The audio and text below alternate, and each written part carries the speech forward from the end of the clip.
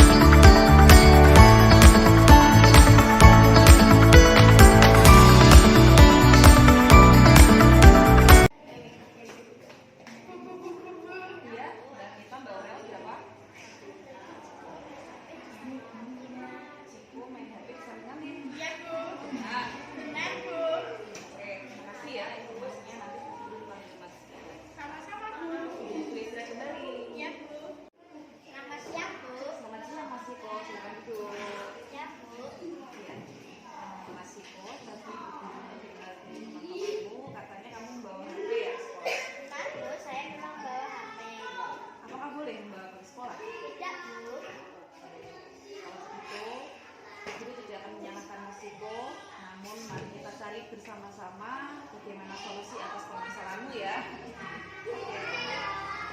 Jika guru boleh tahu, apakah alasan Mas Ciko tadi membawa HP? Pulang sekolah saya makan dulu. Oh, makan.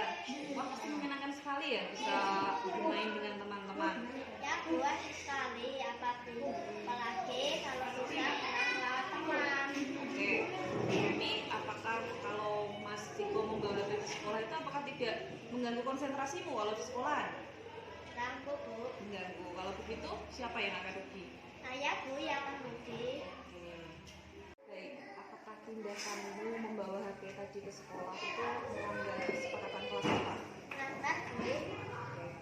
Lalu, apakah ada solusi supaya kamu tetap bisa bermain games namun tidak merugikan diri kamu sendiri? Saya kan main game di rumah Bu, tidak di sekolah. Jadi tidak membawa HP di sekolah Bu. Saya minta maaf Bu. Oke, pada kesempatan kali ini Ibu maafkan, namun besok Mas Ciko tidak boleh mengulangi lagi ya. Semoga Mas Ciko bisa melaksanakan kesepakatan kelas yang sudah kita yakini. Ya Bu, terima kasih Bu. Oke, Mas Ciko boleh kembali ke tempat duduk ya.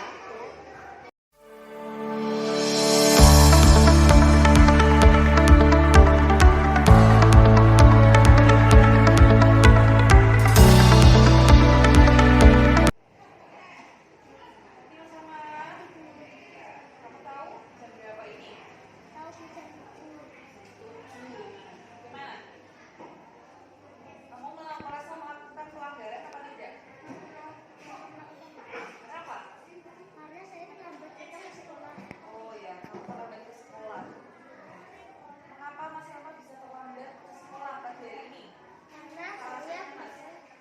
kan Kesiangan. dan tadi malam saya main HP. Kamu main HP.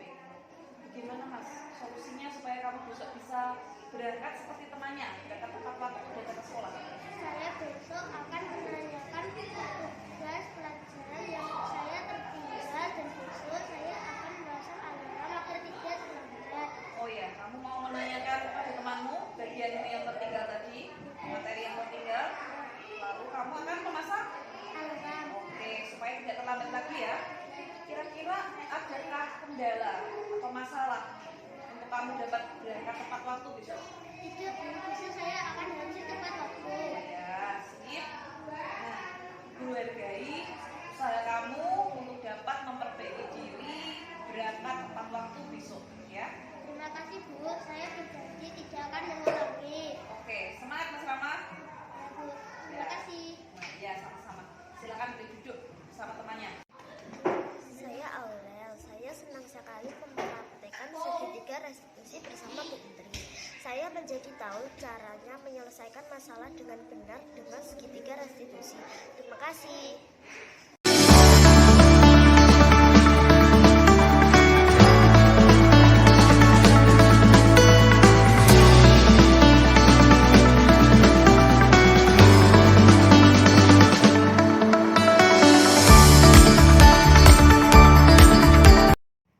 Berikut ini merupakan kegiatan diseminasi di sekolah mengenai pemahaman dan pengalaman budaya positif.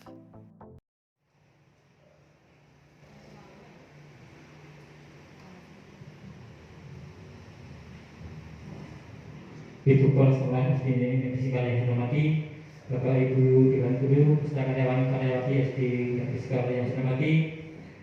Hari ini adalah kegiatan workshop pembahasan aksi nyata budaya positif Selasa 15 November 2022 segera kita mulai. Sebelum acara kita mulai, akan kita bacakan urutan acara yang nanti akan kita gali bersama. Yang pertama, pembukaan, dilanjutkan acara kedua, pembahasan aksi nyata budaya positif oleh beliau Ibu Indri Astuti SPD. Acara yang ketiga, tanggapan, dan acara yang keempat, penutup. Bapak Ibu yang saya hormati, marilah acara kegiatan workshop pembahasan aksi nyata budaya positif pada siang hari ini segera kita mulai dengan berdoa bersama-sama. Berdoa dimulai.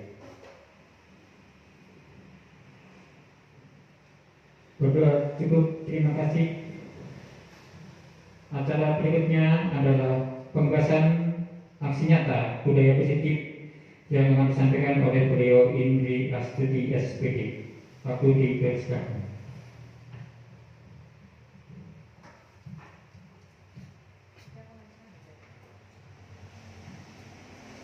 Assalamualaikum warahmatullahi wabarakatuh.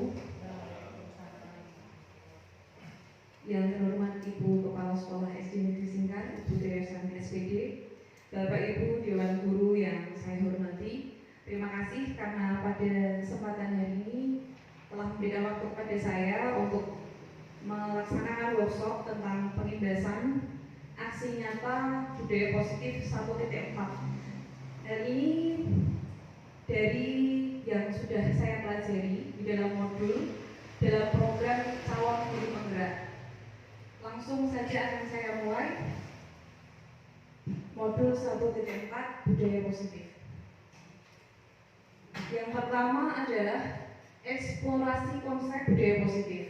Yang pertama yang harus kita pelajari sebagai pendidik, yang pertama adalah perubahan paradigma stimulus respon lawan teori kontrol. Untuk kesempatan kali ini saya mohon bantuan dari dua Bapak Ibu Guru, yang pertama Bu Sri dan yang kedua Bapak Karyoto.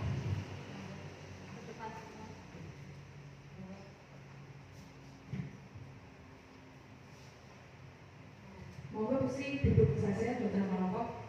Nah, Bu Sri mohon menuliskan sesuatu yang sangat berharga bagi Bu Sri. Lalu nanti tugasnya untuk Pak Karyoto adalah mencoba dengan sekuat tenaga untuk membuat Bu Sri membuka tulisan yang tadi ada di tangan Bu Sri, yang ada di kepala Bu Sri agar terbuka. Moga Bu Sri dituliskan sesuatu yang sangat berharga bagi Bu Sri. Monggo, saya berikan waktu. Nanti tugas Pak Karyoto adalah merebut dengan sekuat tenaga, bisa menggunakan rayuan atau menggunakan taktik jitu. Monggo Bapak. Ya sudah Bu Sri.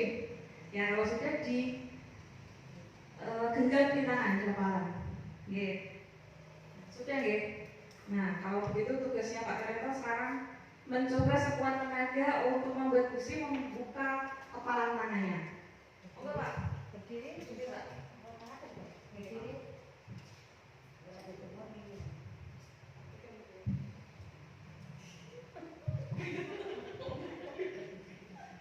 Ya karena Bu Sri ini membuat penasaran saya, ada apa di dalam genggaman tangannya. Saya mohon Bu Sri untuk merelakan membukakan tangannya, itu berupa apa isinya yang kamu tulis, agar di benak saya itu tidak bertanya-tanya. Penasaran ya Pak? Jangan bikin penasaran. Kita kan sesama teman, ya toh? Kalau ada masalah yang kecil atau yang besar, siapa tahu saya bisa memecahkan masalah. Jadi kita di sekolah ini kan bagaikan sahabat, ya lah. Ya, kalau ada masalah ya mari kita saling kita pecahkan. Bagaimana Bu Sri, merelakan? Tidak. Oh ya. Kalau nanti ada apa-apa di sekolah ini, kamu ikut bertanggung jawab. Kalau kamu menuliskan sesuatu, padahal itu penting, biarpun itu misalnya masalah di kelas atau masalah di keluarga, siapa tahu saya bisa memecahkan. Bagaimana Bu Sri? Mau bagaimana? Tetap tidak Bu Sri. Yakin tidak Bu Sri? Padahal Pak Karyoto sudah berbaik hati mau menolong loh ini. Iya, saya mau menolong saja. Tidak ada unsur lain. Cuma kita kan sesama teman untuk berbagi. Bagaimana? Tetap tidak mau. Tidak mau. Kalau kita ya sudah, kalau tidak kamu nanti ada apa-apa, saya ya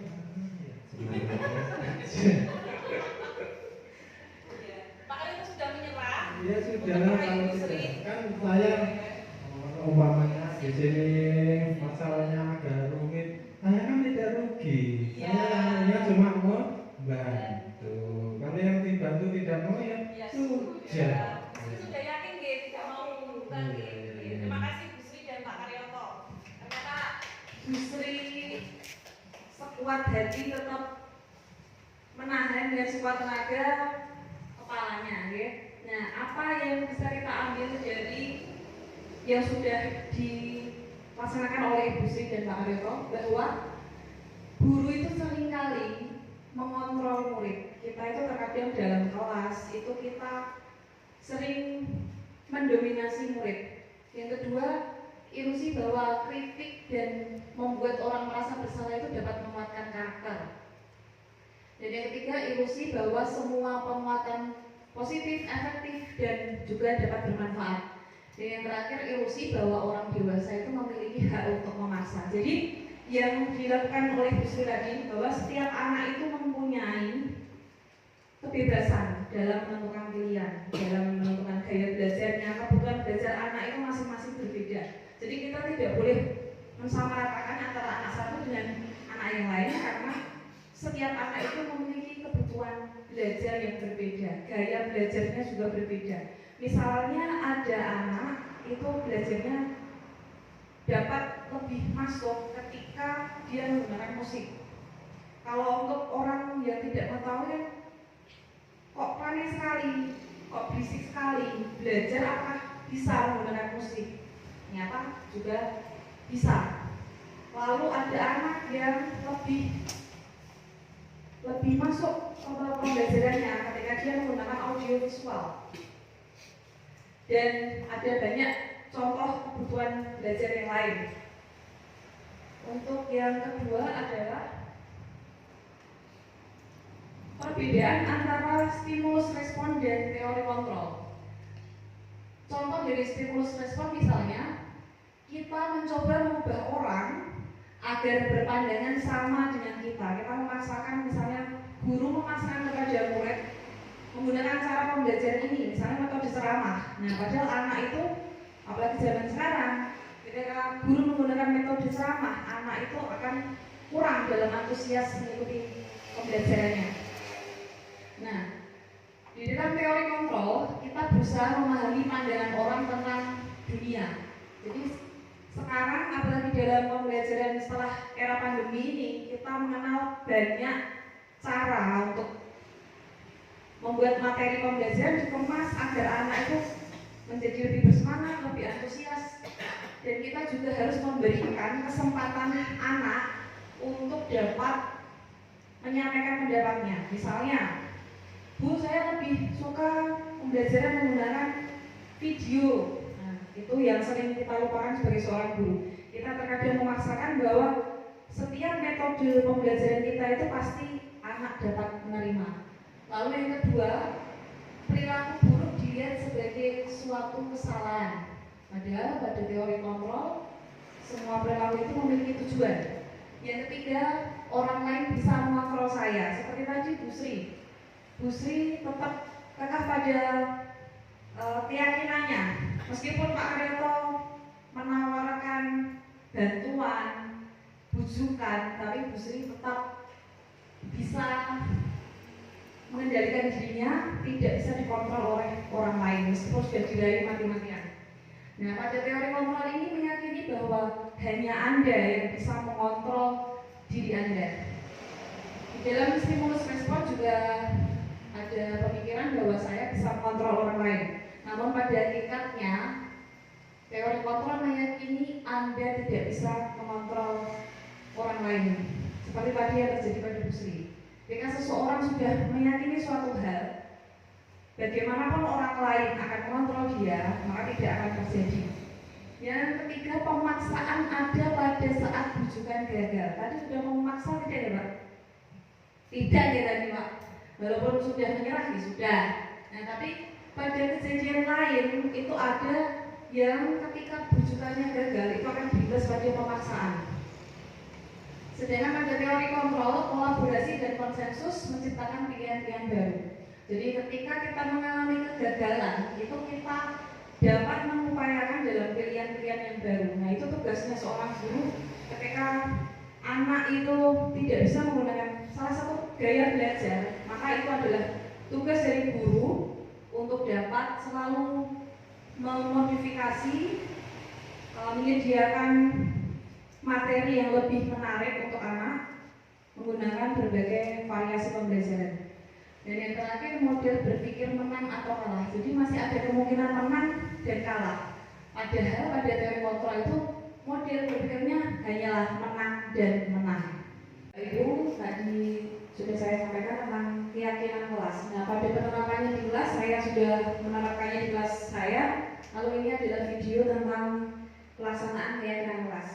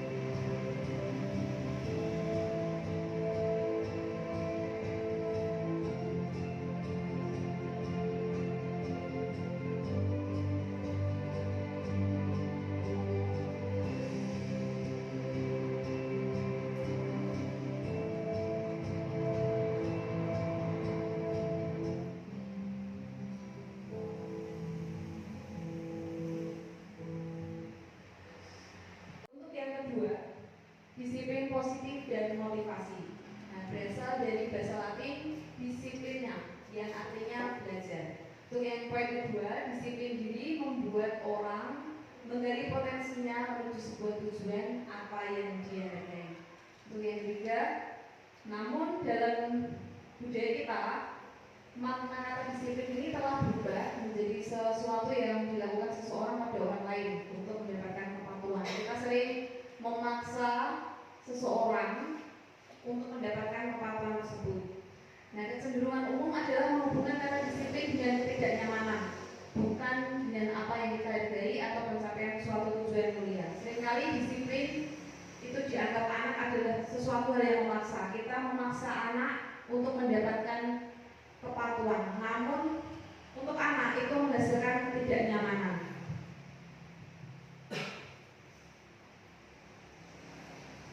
Teori motivasi perilaku manusia. Untuk menghindari ketidaknyamanan atau hukuman, apa yang akan terjadi apabila saya tidak melakukannya? Nah, itu adalah motivasi eksternal. Untuk yang kedua, untuk mendapatkan imbalan dari orang lain atau institusi. Contohnya, apa yang akan saya dapatkan apabila saya melakukannya? Jadi, hanya untuk mendapatkan imbalan. Ini bisa berwujud hadiah. Lalu yang ketiga adalah contoh dari motivasi internal. Nah, ini anak sudah menyadari tujuan dari disiplin positif. Misalnya untuk menghargai dirinya sendiri, menjadi insan yang sesuai dengan harapan, menjadi pribadi yang lebih baik. Contohnya, saya akan menjadi orang yang seperti apa apabila saya melakukannya. Jadi di tahap ini anak sudah mengenal motivasi dari dalam dirinya atau sering disebut motivasi internal. Berbeda dengan yang contoh dua di atas, motivasi eksternal itu berasal dari luar dirinya. Misalnya seperti yang tadi sudah saya sebutkan, hadiah atau imbalan. atau penghargaan. Misalnya di dalam suatu kelas ketika anak bisa menjawab, guru akan memberikan hadiah berupa bintang atau berupa serai kecil. Nah itu terkadang itu juga ada konsekuensi yang didapat. Itu konsekuensinya lebih cenderung negatif karena anak akan terkesan hanya mengharapkan hadiah. Ketika guru tidak memberikan hadiah, maka siswa itu tidak antusias dalam mengikuti pembelajaran. Itu adalah masuk contoh dari motivasi eksternal. Untuk berikutnya kita mempelajari tentang keyakinan kelas, hukuman, dan penghargaan. Mengapa tidak peraturan saja? Mengapa harus keyakinan kelas? Nah, untuk yang kemarin-kemarin kita sudah sebagai seorang guru kita sudah menerapkan peraturan. Namun peraturan tersebut tidak dianjurkan ketika kita sudah mengenal keyakinan kelas. Karena peraturan itu sifatnya menimbulkan ketidaknyamanan untuk peserta didik kita. Nah, sebagai contoh, mengapa kita memiliki peraturan harus menggunakan helm bila mengendarai kendaraan roda 2. Nah, yang kedua, mengapa kita memiliki peraturan 3M, menggunakan masker, mencuci tangan, lalu menjaga jarak 1,5 meter. Dan yang terakhir, mengapa kita memiliki peraturan harus datang tepat waktu pada saat mengikuti pelatihan. Nah, itu untuk mendukung motivasi intrinsik. Jadi itu adalah beberapa pertanyaan pemantik dalam diri siswa agar dapat kembali ke keyakinan-keyakinan yang lebih menggerakkan seseorang secara sadar daripada mengikuti peraturan-peraturan yang dianggapnya memaksa tadi. Jadi ketika kita menghadapi pertanyaan pertama, mengapa kita memiliki peraturan harus menggunakan helm ketika mengendarai kendaraan roda 2? Nah, sebagian anak pasti akan menjawab supaya tidak ditilang oleh Pak Polisi. Nah, padahal ada nilai intrinsik yang harus dimiliki oleh siswa bahwa ketika kita menggunakan helm, kita akan terhindar dari kecelakaan dan itu berguna untuk diri kita sendiri, diri peserta didik, bukan disebabkan oleh peraturan misalnya hanya menghindari tilang atau hukuman dari Pak Polisi. Berikutnya adalah mengapa kita memiliki peraturan 3M. Nah, seringkali kita melaksanakan 3M hanya karena peraturan dari suatu lembaga. Misalnya kalau ke sekolah tidak boleh masuk kelas jika tidak menggunakan masker. Nah, padahal siswa harusnya menyadari bahwa ketika kita memakai masker, mencuci tangan, dan menjaga jarak 1,5 meter itu hanya untuk menjaga kesehatan supaya tidak terinfeksi COVID-19. Dan yang ketiga, mengapa kita memiliki peraturan harus datang tepat waktu pada saat mengikuti pelatihan? Nah, itu untuk disiplin waktu, disiplin diri, kita juga terbiasa melakukan sesuatu secara tepat waktu.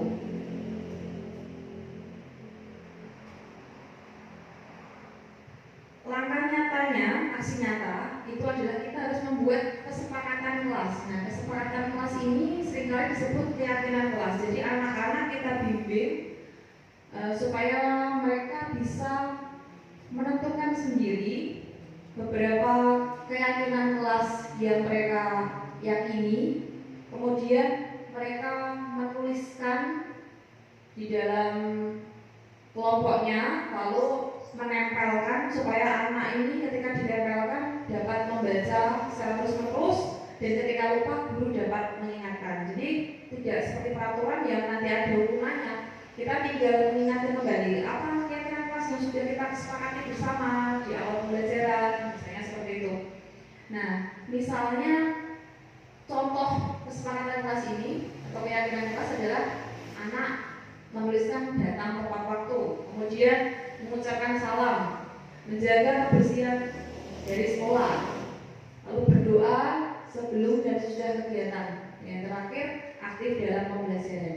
Nah, harapannya dengan keyakinan kelas yang sudah anak-anak buat sendiri, mereka dapat lebih bertanggung jawab dan tentunya tidak merasa dipaksa lagi.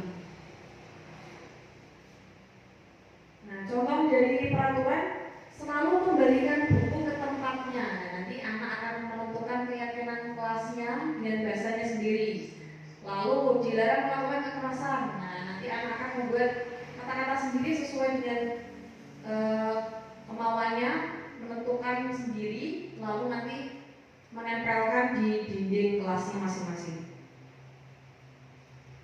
Dihukum oleh penghargaan. Nah, tadi seperti di awal sudah saya sampaikan bahwa penghargaan itu ada pengaruh jangka pendek dan jangka panjangnya. Lalu ada penghargaan menghukum, penghargaan mengurangi ketepatan, lalu penghargaan tidak efektif, dan penghargaan yang dapat merusak hubungan. Nah, tindakan buruk, misalnya mencatat 100 kali di dalam buku kalimat, saya tidak akan terlambat lagi karena terlambat ke sekolah. Nah, itu merupakan hukuman atau sanksi atau konsekuensi. Nanti kita akan tentukan bersama setelah di akhir workshop ini. Nah, perbedaan hukuman dan sanksi atau konsekuensi, hukuman itu adalah sesuatu yang menyakitkan, harus terjadi. Lalu kalau sanksi itu sesuatu yang harus terjadi. Berikutnya, membuat anak sakit fisik maupun hati untuk jangka waktu yang lama. Seringkali hukuman itu membuat anak itu merasa sakit hati. Anak mungkin merasa dipermalukan di depan teman-temannya, dan juga ada hukuman mungkin fisik, dia menjadi trauma. Nah, sanksi ini membuat anak juga merasa tidak nyaman, namun jangka waktunya pendek. Berikutnya, anak menjadi membenci kedisiplinan, imbas dari hukuman atau sanksi tadi. Nah, dalam sanksi atau konsekuensi itu anak menjadi menghargai disiplin karena sesuatu sudah ditentukan mereka di awal. Mereka tentukan sendiri, bukan guru yang menentukan. Di dalam hukuman atau sanksi ada paksaan, namun di konsekuensi ada stimulus atau tanggapan. Di dalam hukuman mendorong anak menyakiti diri sendiri, tetapi di dalam konsekuensi mendorong anak agar mudah menyesuaikan diri. Konsep diri pada hukuman atau sanksi adalah konsep diri yang buruk, namun pada konsekuensi konsep diri yang sudah baik. Di dalam hukuman atau sanksi, anak itu belajar untuk menyembunyikan kesalahan. Ketika dia berbuat kesalahan, ibu bertanya, anak tidak jujur, cenderung menyembunyikan kesalahannya karena takut nanti akan dihukum oleh gurunya. Namun pada konsekuensi, anak itu belajar untuk mematuhi peraturan. Meskipun dia melakukan kesalahan, dia akan lebih terbuka kepada guru karena sesuatu sudah mereka tentukan di awal. Lalu pada hukuman atau sanksi yang muncul adalah marah, merasa bersalah, dipermalukan, dan merasa tak dihargai. Namun pada konsekuensi hanya kehilangan hak, dibuat tidak nyaman, diasingkan hanya untuk sementara. Ya, Bapak Ibu, ada 5 posisi kontrol yang perlu kita pelajari. Yang pertama, dalam tahap menghindari hukuman itu guru berbuat kalau sebagai penghukum itu contohnya menghardik, menunjuk-nunjuk, menyakiti, dan juga menyindir. Nah, pada tahap membuat orang merasa bersalah itu hanya berceramah, tetapi mengatakan sesuatu kalimat, misalnya seharusnya kamu melakukan seperti ini, ibu kecewa atas tindakan kamu. Nah, itu kan dengan kata-kata kita itu membuat anak atau peserta didik kita itu merasa bersalah. Nah, ada contoh lain, guru berkata, kalau kamu tidak melakukannya, awas ya, rasakan. Nah, itu contohnya tipe penghukum seperti itu. Nah, contoh dari membuat orang merasa bersalah, kamu seharusnya sudah tahu, ibu lelah sekali mengatakannya. Mungkin gurunya sudah berulang kali mengulang, mengingatkan berulang kali. Nah, jadi mengeluarkan kata-kata seperti ini, ibu stres. Nah, itu adalah membuat orang merasa bersalah. Jadi harapan kita mengatakan seperti ini, anak menjadi sadar. Namun kenyataannya dengan kita membuat anak merasa bersalah itu juga tidak akan berimbas yang baik terhadap pembelajaran. Nah, lalu ada kaitan dengan dunia berkualitas. Murid meletakkan guru di luar dunia berkualitas. Lalu Dengan membuat rasa bersalah, murid meletakkan guru di dalam dunia berkualitas. Untuk contoh selanjutnya, murid berkata, biarkan saja, nanti juga marah-marah lagi. Mungkin karena gurunya sudah sering menghukum, jadi anak malah kebal. Lalu membuat orang merasa bersalah, guru mengucapkan kata maafkan saya. Harapannya anak merasa bersalah. Tanpa kita sadari, anak jadi merasa bersalah dengan kata-kata yang kita sampaikan. Nah, identitas berhasil atau sukses itu adalah kontrol dari luar, mengharapkan imbalan atau ketergantungan pada orang lain. Nah, teman itu membuat alasan-alasan untuk muridnya. Nah, kita posisinya sebagai teman. Nah, sebagai pemantau, menghitung dan mengukur. Nah, contoh sebagai teman itu, ayolah lakukan demi ibu. Masa kamu tidak mau? Ingat, ibu juga pernah bantu kamu loh. Misalnya seperti itu. Lalu murid meletakkan guru sebagai orang yang sangat penting di dunia berkualitas, karena kita berperan dalam posisi sebagai teman. Nah, sebagai pemantau, murid meletakkan guru sebagai peraturan yang mendukung di dunia berkualitas. Misalnya, berapa banyak bintang yang harus saya peroleh, berapa halaman yang harus saya tulis. Jadi anak itu menetapkan standar sendiri, berapa bintang yang harus saya peroleh supaya bapak ibu senang misalnya. Nah, identitas berhasil atau sukses yang lain adalah menghargai diri sendiri. Nah, ini sebagai manajer, kita mengajukan pertanyaan-pertanyaan. Misalnya, ketika ada anak yang melanggar peraturan, kita tidak langsung menghukum, namun kita mengingatkan kembali. Seperti tadi, keyakinan kelas yang sudah kita buat bersama, apa yang kita yakini. Lalu, ketika kamu melakukan kesalahan, apa yang bisa kamu kerjakan untuk kamu dapat memperbaiki masalah ini. Jadi setelah kamu melakukan kesalahan, pasti akan ada solusi yang bisa kamu lakukan. Nah, murid ini meletakkan dirinya sebagai individu yang positif dalam dunia berkualitas. Nah, contohnya, murid berkata, bagaimana caranya saya bisa memperbaiki keadaan. Nah, guru dalam posisi manajer ini membantu murid agar dapat mengevaluasi dirinya, bagaimana cara memperbaiki dirinya tanpa kita sebagai guru menghakimi peserta didik kita. Nah, untuk yang kelima adalah kebutuhan dasar manusia. Ada sebuah kasus, misalnya Ibu Sinta, guru wali TK Mutiara, sedang bingung menghadapi ulah salah satu murid di kelasnya yang bernama Doni. Nah, beberapa anak di kelas tersebut telah datang ke Ibu Sinta dan mengeluhkan Doni seringkali meminta bekal makanan mereka dengan paksa. Nah, jika Anda sebagai Ibu Sinta, apa yang akan Anda lakukan? Menurut Anda, kira-kira apa alasan Doni melakukan hal itu? Nah, dalam kasus Ibu Sinta menghadapi Doni ini, ketika Anda menjadi sebagai Ibu Sinta, itu ada banyak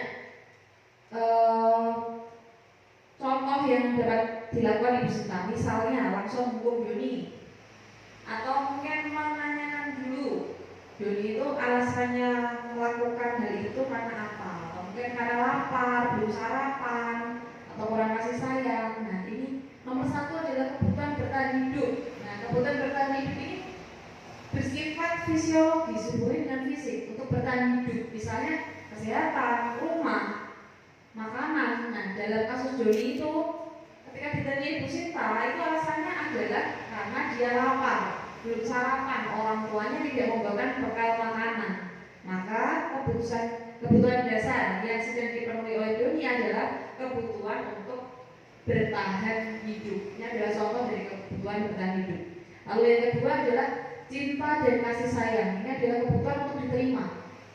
Kebutuhan ini adalah kebutuhan psikologis, kebutuhan untuk mencintai dan memiliki kebutuhan hubungan dan koneksi sosial. Jadi kita memberi dan menerima kasih sayang, karena sebagai makhluk sosial kita membutuhkan kasih sayang dari orang lain, merasa bagian dari suatu kelompok. Nah, dalam kasus Doni tadi, alasannya mengambil bekal temannya adalah karena Doni merasa senang, karena dengan dia mengambil makanannya, temannya jadi memperhatikan si Doni. Nah, ketika temannya melakukan tindakan itu kepada gurunya, Ibu Sinta memberitahu orang tuanya, sehingga orang tuanya yang mungkin tadinya cuek kepada Doni, dia atau orang tuanya akan memperhatikan dia, memperhatikan Doni ini, dan kebutuhan dasar yang dibutuhkan oleh Doni, yaitu adalah kebutuhan cinta dan kasih sayang akan terpenuhi. Jadi yang pertama adalah kebutuhan bertahan hidup, yang kedua adalah cinta dan kasih sayang, dan yang ketiga adalah penguasaan atau kebutuhan pengakuan dan kemampuan. Nah, penguasaan ini hubungannya dengan menjadi terampil, kompeten, diakui atas prestasinya, keberadaannya. Nah, ini hubungannya dengan didengarkan dan merasa memiliki harga diri. Nah, dalam kasus Doni tadi, apabila jawaban Doni itu ingin merasa hebat karena temannya menjadi takut, makanannya diambil, temannya takut, dan menuruti keinginannya, maka sebetulnya si Doni ini sedang berusaha untuk memenuhi kebutuhan dasarnya akan kekuasaan. Nah, yang keempat adalah kebebasan atau kebutuhan akan pilihan. Nah, kebutuhan ini meliputi kemandirian, otonomi, mampu mengendalikan arah hidup seseorang. Nah, anak-anak ini memiliki kebebasan yang tinggi. Mereka itu menginginkan pilihan yang bervariasi. Mereka ingin bergerak, suka mencoba-coba, tidak mau terpengaruh oleh orang lain, dan senang mencoba hal baru dan menarik. Nah, dalam kasus Doni tadi, jika jawabannya dia merasa bosan dengan bekal makanan yang dibawakan oleh orang tuanya dari rumah, karena bekalnya itu sama terus, nah dia ingin mencoba makanan temannya yang rasanya lain atau beraneka ragam, menunya berbeda. Maka Doni ini akan sedang berusaha memenuhi kebutuhannya akan kebebasan. Jadi menu makanan yang berbeda, yang beraneka ragam, itu yang dimaui oleh Doni. Jadi Doni itu menginginkan kebebasan atau kebutuhan akan pilihan, tidak sama. Yang kelima adalah kesenangan atau kebutuhan untuk merasa senang. Nah, kebutuhan akan kesenangan ini contohnya adalah ya bermain, tertawa, yang membuat dirinya senang. Nah, contohnya kalau Doni tadi menjawab ia melakukannya iseng saja dan dia ingin menikmati ekspresi wajah temannya yang kesal karena diambil makanannya, dan menurut dia ekspresi temannya itu lucu, maka si Doni ini sedang berusaha memenuhi kebutuhan akan kesenangan dengan memusuhi temannya, dengan membantu temannya merasa terganggu, dia merasa senang. Jadi ini memenuhi kebutuhan kesenangan, kebutuhan untuk merasa senang. Nah, tahap yang selanjutnya adalah restitusi. Restitusi itu adalah proses menciptakan kondisi bagi murid untuk memperbaiki kesalahan mereka, sehingga mereka bisa kembali pada kelompoknya dengan karakter yang lebih kuat. Jadi ketika dia melakukan kesalahan, mereka bisa memperbaiki kesalahannya, mereka bisa kembali ke kelompok mereka, diterima, namun dengan karakter yang lebih kuat, yang lebih baik. Ciri-ciri restitusi ada 9. Yang pertama, bukan untuk menebus kesalahan, namun untuk belajar dari kesalahan. Yang kedua, memperbaiki hubungan. Yang ketiga, tawaran, bukan paksaan. Yang keempat, restitusi ini menuntut untuk dapat melihat ke dalam dirinya, jadi motivasinya intrinsik. Yang keenam, restitusi diri adalah cara yang paling baik. Yang ketujuh, restitusi ini fokus pada karakter, bukan tindakan. Yang kedelapan, restitusi fokus pada solusi. Dan yang terakhir, mengembalikan murid yang berbuat salah pada kelompoknya. Jadi tetap diterima dalam kelompoknya, namun dalam karakter yang lebih baik. Nah, di sini ada segitiga restitusi. Misalnya ada 3, ada validasi tindakan yang salah, menanyakan keyakinan, dan menstabilkan identitas. Nah, memvalidasi tindakan yang salah, misalnya kita menanyakan dulu, kamu tentu punya alasan mengapa melakukan itu. Yang kedua, adakah cara yang lebih efektif untuk mendapatkan apa yang kamu butuhkan? Jadi ketika anak melakukan kesalahan itu, kita tidak langsung menjudge dulu, tapi kita tanyakan dulu alasannya apa. Lalu menanyakan keyakinan, nilai-nilai apa yang telah kita sepakati. Misalnya tadi sudah membuat keyakinan kelas, kamu ingin menjadi orang yang seperti apa harapannya di masa depan. Lalu yang terakhir adalah menstabilkan identitas, bahwa setiap orang pasti pernah melakukan kesalahan. Bapak ibu guru pasti juga pernah melakukan kesalahan, jadi anak tidak merasa dihakimi. Kamu bukan satu-satunya kok yang pernah melakukan ini. Jadi anak itu tidak merasa terintimidasi, dia akan lebih jujur pada kesalahan yang sudah dilakukan. Nah, untuk membuat anak yang merasa gagal karena berbuat salah ini menjadi positif terhadap dirinya, itu kita dapat menstabilkan identitas. Nah, contohnya guru dapat berkata, berbuat salah itu hal yang manusiawi. Nah, setiap orang kan pernah melakukan kesalahan. Tidak ada manusia yang sempurna. Bapak ibu guru juga pernah berbuat salah. Kita pasti bisa menyelesaikan permasalahan ini. Bapak ibu tidak tertarik untuk mencari tahu siapa yang benar, siapa yang salah.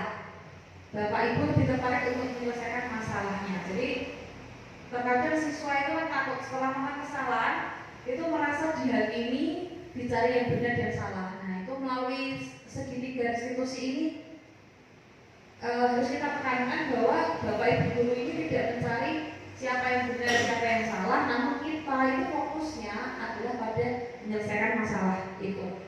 Nah, kalau kamu menyalahkan dirimu sendiri terus-menerus, apakah kamu bersikap baik pada dirimu sendiri? Nah, itu adalah contoh-contoh dari menstabilkan identitas. Nah, untuk yang kedua, validasi tindakan yang salah itu membantu siswa mengenali basic need, kebutuhan yang ingin dipenuhinya ketika melakukan kesalahan itu. Tujuannya itu apa? Misalnya untuk power, kekuatan, freedom, kebebasan, love and belonging, fun atau survival. Nah, misalnya guru dapat berkata, kamu bisa saja kan melakukan hal yang lebih buruk, tapi kamu tidak melakukannya kan? Nah, kamu pasti punya alasan kan mengapa melakukannya? Apa yang penting bagi kamu? Misalnya lagi, kamu boleh tetap berusaha menjaga sikap itu, tapi tambahkan sikap yang lain, yang baru. Maukah kamu belajar cara lain untuk mendapatkan yang kamu butuhkan tanpa harus memukul? Dan yang terakhir, apakah kamu bisa melakukan dengan lebih baik lagi besok? Misalnya, itu adalah validasi tindakan yang salah. Jadi anak tidak merasa tersudutkan. Nah, yang terakhir adalah menanyakan keyakinan. Ketika anak melihat kesalahannya, itu dihubungkan dengan norma sosial yang ada di masyarakat. Ketika anak ini berinteraksi dengan orang lain, misalnya apa nilai yang kita percaya di kelas atau di sekolah kita, nilai universal apa yang sudah kita sepakati, kelas ideal itu seperti apa sih? Kamu ingin menjadi anak yang seperti apa? Apa yang kamu rasakan ketika kamu melakukan itu? Kamu menjadi orang yang seperti apa? Nah, harapannya dengan pertanyaan-pertanyaan dari guru ini, anak menjadi lebih sadar tentang kesalahannya, mau mencari solusi dalam memperbaiki dirinya ke arah yang lebih baik, ke karakter yang lebih kuat, dan kembali ke kelompoknya. Nah, dokumentasi budaya positif ini diwujudkan dalam keyakinan kelas yang tadi sudah saya utarakan. Bapak Ibu, ini adalah contoh dari menerapkan strategi segitiga restitusi yang sudah saya terapkan di kelas 5. Mari kita simak bersama.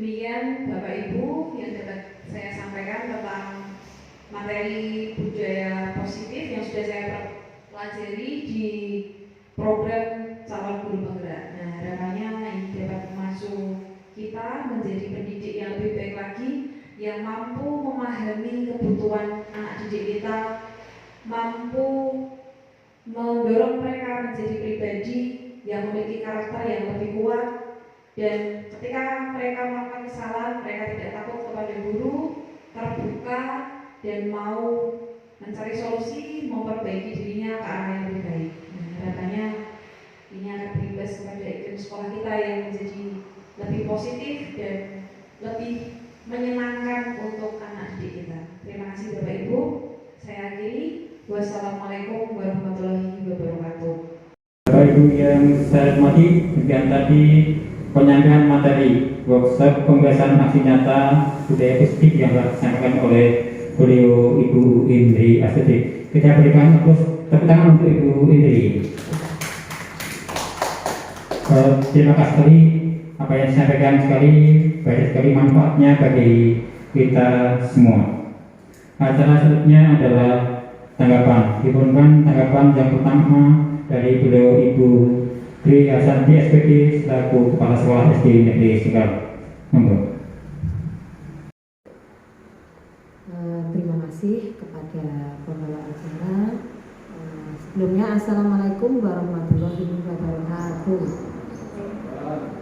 Sungguh luar biasa, hari ini kita sudah mengikuti kegiatan workshop pengimbasan aksi nyata budaya positif yang disampaikan oleh Ibu Christina Indri Astuti, Sarjana Pendidikan. Harapan kita semua setelah mengikuti workshop budaya positif ini, diharapkan kebutuhan dasar murid seperti cinta dan kasih sayang, kebutuhan bertahan hidup, kebebasan dapat terpenuhi. Anak-anak menjadi lebih bahagia dan nyaman belajar di sekolah.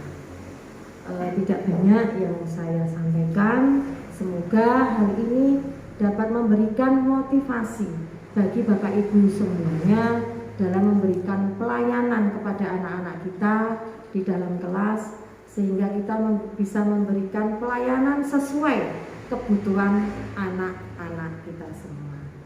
Terima kasih, mohon maaf apabila ada kata-kata yang kurang berkenan di hati Bapak Ibu sekalian. Semangat Ibu Indri, salam guru penggerak. Wassalamualaikum warahmatullahi wabarakatuh. Bapak Ibu yang saya hormati, dengan tadi tanggapan dari Ibu Kepala Sekolah memberikan sabit pada kita semua, termasuk pada beliau Ibu Christina Indri Astuti yang telah tadi memaparkan kaitan dengan pembahasan aksi nyata budaya positif. Saya ucapkan terima kasih. Acara selanjutnya adalah penutup adalah acara workshop pada siang hari ini. Kita tutup bersama dengan berdoa. Semoga apa yang kita kerjakan pada siang ini dapat bermanfaat bagi kita semua. Dengan sikap sempurna berdoa dipersilakan. Berdoa cukup. Terima kasih. Akhirnya dari saya pribadi dalam mengaturkan acara kegiatan pada siang hari ini banyak kekurangan, saya pribadi mohon maaf. Dari saya, Assalamualaikum warahmatullahi wabarakatuh. Terima kasih.